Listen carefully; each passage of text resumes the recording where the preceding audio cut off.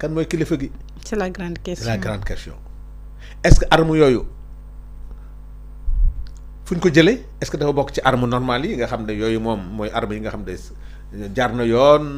mu ngi ci patrimoine force de défense et sécurité yooyu xam nañ ko identifier nañ ko yooyu amul problème parce que bu dee loolu la neex na identifier est-ce que dafa am yeneen arme yu ci dugg yu ci bokkul. loolu nag mais est-ce que identifier également lu jëm ci mbir moom dina nekk mbir mu yomb. yomb ci suñu professionnel Binta nag xam nga lu ñu pour avoir des preuves tangibles bi nga xam ne dina wane ni ñii ñoo ko def parce que quand même ñu lu jëm ci les forces de l'ordre bu fekkee dañ ko doon def ngir maintenir leur mission jëm ci jàmm ji ñëwaat loolu aussi mën nañ leen wax ay unité pénale bi mën na leen protéger. waaw xam nga nag bu dee man moom gëm naa ne am nañu ay forces de défense et de sécurité suñu OPJ yi. ils sont très outillés. képp ku ko def sa cadre liggéey. ku ko def sa cadre liggéey. bon loolu je pense que suñu organisation au niveau des forces de défense dañoo amul problème mais di gën a jaaxal nit ñi gis nga au-delà de ça ñi gën a jaaxal nit ñi mooy dañuy tuddee les nervis.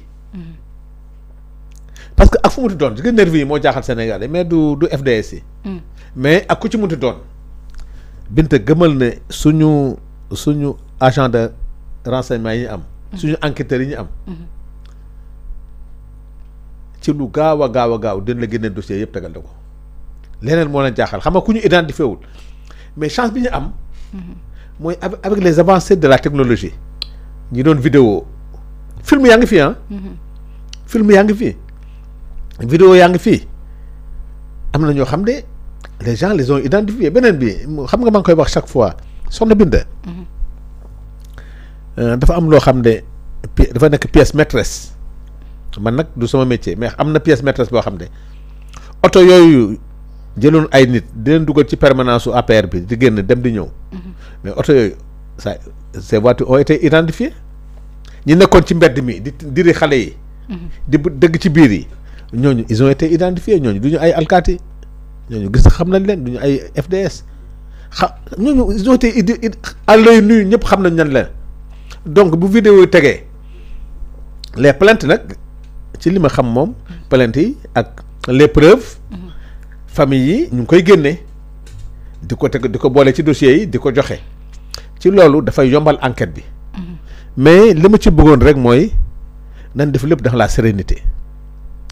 les procureurs yi ñu am ma leen di rendre hommage ci liggéey bi metti na jafe na bëri na le ministre de la justice wax dëgg yàlla nañ leen accompagner mettre leen dans les meilleures conditions kenn bañ a suuxlu mooy.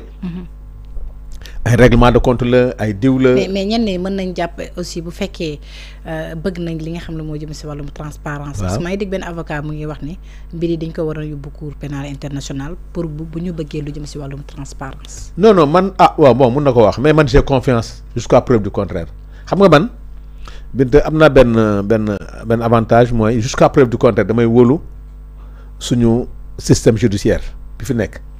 du ñàkk nag ay manquements mais Ousmane Diagne bi ma xam ministre ak les procureurs yi ma xam yor dossier bi rafet naa njort ne liggéey bi biñ leen jox mun na gaaw mun na yéex incha allah sénégalais yi den teg si ñoom loxo lu leeral leen loo xam ne kenn du ko werante c'est que Binta saaga si yàkkamti xeex la rek mais Binta nañu accompagner li Binta parce que Binta c'est pas normal Binta ce qui s'est passé dans ce pays on ne peut pas parler de démocratie dans un pays ñu ne pour nga falu il faut des morts chaque élection il y a des morts commencé gul ci léegi commencé na ci 2012 il y a eu des morts mi ngi xaw a yàgg waaw bii aussi mais c'est moo tax ku lay wax ne na Macky Sall ñaan yàlla mu ñëw ci réew mi rek xamal na kii bu dee dem ajana donc il y a beaucoup de choses qui sont passées sous son régime donc nañu ñaan yàlla enquête bi dem que le président aussi l'ancien président ñëw faciliter ñu liggéey bi parce que moom aussi mu ngi foon xëy na am na lu bëri lu mu ci xam loo xam ne parce que ñoom ñoo doon wax ay fausses occultes am nañu ay dossiers am nañu ay films yooyu yëpp nag il faut mu génn tu as vu donc mais bi ñu demee ba ñuy wax ay peut-être mbir yi pour ñu identifier leen ñenn ñi wax ko du yomb parce que ñii ay ministre lañu woon foog ñu yóbbu leen haute cour de justice ñii aussi il faut que ñu yóbbu leen fi nga xam ne moom moo di tribunal militaire entre autres kon donc est-ce que nekkul ay mbir yi nga xam ne mi ngi commencé tey xel wala. waaw xam nga loolu ñenn ñi pour décourager les victimes. Binta loolu moom du ñàkk ci réew. Sénégal réew waxtaan la. ku nekk di nga génn sa xam-xam. ku nekk di nga tuumaat sa morom. dëgg la mais ñun ñëpp li ñu doon jooytu mooy lan. que la justice s'en saisisse. justice bi jël na ko. nañu bàyyi bañ a ku am preuve matérielle. dama nga jox ko mais. muy ministre muy député muy président muy citoyen simple. muy force de ak koo munti doon. c'est l'enquête qui va le déterminer. mais tey ku wax rek da nga naan da nga far. opposition bi l'ancienne opposition nee na pouvoir bi la. pouvoir bi ancien pouvoir bi dégg ñu naan la ñoom la. mais nee naa la buñ ci toogee ay fan. plainte yi commencé génn enquête di démarré. léegi mbir yi leer. am na loo ci xam man am na loo ci xam keneen am na tu ma ci xam. parce que ñooñu ñëpp ñu ngi doon seetaan télé yi. yéen ñi nekkoon journaliste nekk ci terrain bi yéen di ngeen ci xam sax dafa naa ñu bëri xamuñu ko ci. vous avez été acteur nekk ci terrain yi di filmer parce que li ci sénégalais yi xam c'est grâce aux journalistes.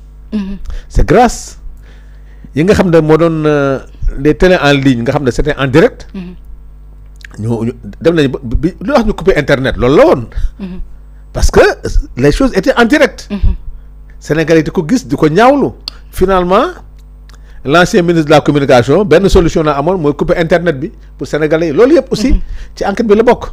pourquoi on a coupé l'internet. pourquoi tey am na si du ñàkk ay journalistes yoo xam ne qui étaient témoins oculaires qui vont peut-être témoigner yoo xam na ñoo xam ne sax dañ ci gaañu. il y a des journalistes qui ont été blessés. qui ont été malmenés.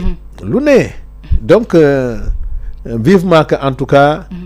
que la chose commence mais que qu'on laisse les gens travailler. Par rapport ak mandat d'arrêt international bu ñu jox contre Macky Sall est-ce que jàpp nga ni am na si part de responsabilité ak lépp li nga xam ne xew na fii. mais Binta benn nit lañu fal muy Macky Sall. ci régime am la. lu ci am xam na ko parce que moom jot na joxe ay piste d'enquête. moom ci régime am. même sur le plan international génn nañu pour wax ne diw la terroriste la ñu salafiste yooyu wax na ko. xam nga wax nañu loolu. donc président Macky Sall le premier témoin c'est président Macky Sall c'est sous sa responsabilité moom la ñu fal ci moom ci nguuram na am xale 82 morts si moom dañu téye 2500 2000 et quelques personnes. ci moom ci régime am nañu torturer ay nit. donc moom s'il y a un principal responsable qui doit franchement répondre moom la ndax moo joxe ndigal wala joxewul ndigal loolu c'est l'enquête qui va le dire mais moom. mais en tant que président bu woon wareefam également c'était de maintenir l'ordre waaw loolu yëpp loolu nag ci enquête bi la. est-ce que maintien de l'ordre la. rétablissement de l'ordre la. est-ce que dans le cadre du maintien ou du rétablissement de l'ordre on doit tirer. Qui a tiré. est-ce que xam na ki tiré. arme yooyu ñuy wax. que dañ ko jënd. am na wala amul kan lañ ko jox permanence APR boobu. ñi fa doon dugg est-ce que yëg na ko wala yëgu ko. kan moo leen fa dugal kan moo leen sax ordre bi. tu as vu sa responsabilité sur le plan politique est engagée parce que y a le siège de l'APR faisait office de base, de départ et de repli. C'est son parti, c'est le président du parti. En tant que président de la République, il y a eu des morts. Il y a des forces de défense yoo xam ne aussi dañoo gaañu dañoo disparaître mais moom je pense que ne tu ne peux pas di nee naa la li gënoon mooy Macky Sall ñëw ci réew mi toog comme ça mbiri leer waaw dina toog dina leeral lu bëri mais di nga dem ba ci biir xam nga loolu moo tax Sénégal am na benn loi bu ñu war a def ku ñu fal ba pare di nga toog 1 an 2 ans doo génn réew mi loolu moom dañ ko war a c'est une loi qu'on doit faire et je pense que les parlementaires ñu may déglu ça war na bokk ci réforme constitution bi nga xam ne. mais pensez-vous que dina mën a comparaître une fois que fekkoon tey jii yoon soxloon na ko ngir ñu mën a. ah incha allah oui amul benn contrainte mu nekk fii mu nekk Maroc. quand on aura besoin de lui il y a pas de contrainte dina ñëw wala gars yi fekk ko wala non ah moom ne t'inquiète pas le cas de Macky Sall je pense que c'est le cas de tous les présidents sortants ne veut rien dire tu es président sortant bu la yoon soxlaa yaa koy faciliter affaire bi non il y aura pas de souci. Et je pense que c'est un démocrate il va se soumettre à. parce que maa ngi dalaloon ni ki démb maître Babacar Ndiaye moom mi ngi wax lu muy sàkk moo di ñu def mandat d'arrêt international ki nga xam ne moom moo di Macky ngir mu ñëw mu répondre à ces actes. maître Babacar Ndiaye nag mun naa defal benn seede. bokk na ci ñi nga xam ne dossier bi yëpp. muy politique muy judiciaire muy yooyu yëpp. bokk na ci ñi koy liggéey. lu ma ci wax rek daf ko téere. moom nag li mu ci wax ma xaw ma ko ci xam moom métier am la. ba pare nag mu nekk au cœur.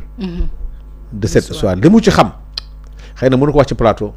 surtout tuddee loolu rek mooy am na lu mu ci xam. te xam naa ne moom li ma ko xamee xam ni li mu ciy liggéey. ma koy féliciter. di ko rendre hommage aussi ci moo tous les avocats. te boo koy saa yooyu wax avocat rek sama xel de ci maître Alinar. nga may ma rek ma rendre ko hommage. ci liggéey bu am solo bu muy def ak accompagnement bi nga xam ne tamit defal nañu ko. parce que les avocats de Pastef sont formidables. kan ñoo tous les avocats sont bien pertinents. mais générosité bi ma gis ci ñooñu. daf ma yéem quand même waaw.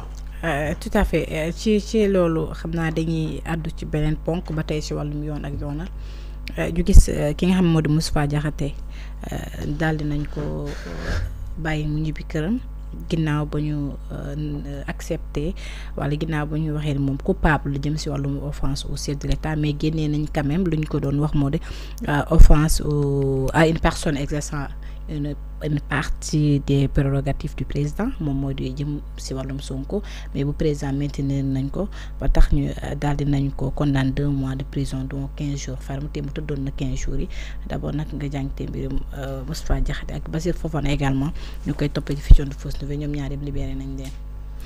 man li may ñaan Moustapha Diakhaté ay mbokkam mag la Moustapha Diakhaté yàlla def na génn na. C'est pour son cas personnel. Au-delà de sa personne, sa famille. Sonko, c'est que bu ñu bëggee jàmm ci réew mi. nañu muñ bàyyi Sonko gouverner mun nga ko mere c'est vrai mun nga am bon la haine mun nga am l'adversité mun nga am lépp ci nit ki. mais boo ko toppee dootul yow sa njaboot ngay lor. ñi lay jàppale. nga am dëgg nga bañ a am dëgg ñooñu ngay sonal Moustapha Diakhaté fi mu toll nii man bu ma doon moom li muy def du ci gañ a dara xam nga c'est pas un courage de dire que man faaluma prison